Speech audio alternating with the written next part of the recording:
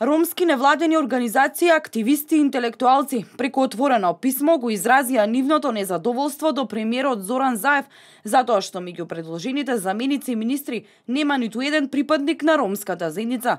Во писмото се наведува дека одлуката директно ја доведува во прашање заложбата на оваа влада за интеграција на ромската заедница.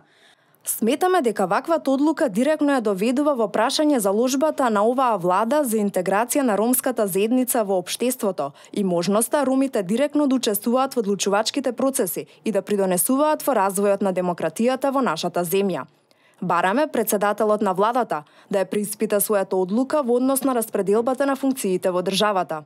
Се надеваме дека во плановите за инклузија на ромите во општеството и во јавните институции се предвидува назначување на роми и ромки на раководни функции во државните институции, кои се од витално значење за унапредување на положбата на ромите.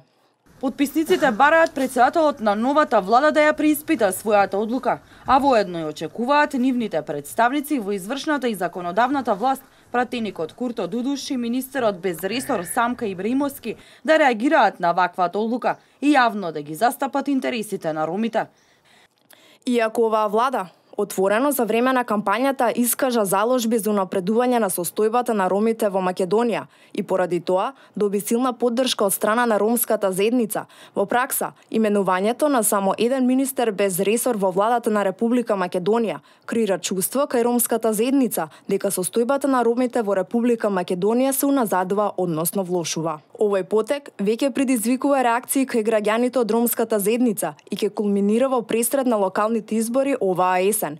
Бараме председателот на новата влада да ја приспита својата одлука по однос на распределбата на функциите во државата.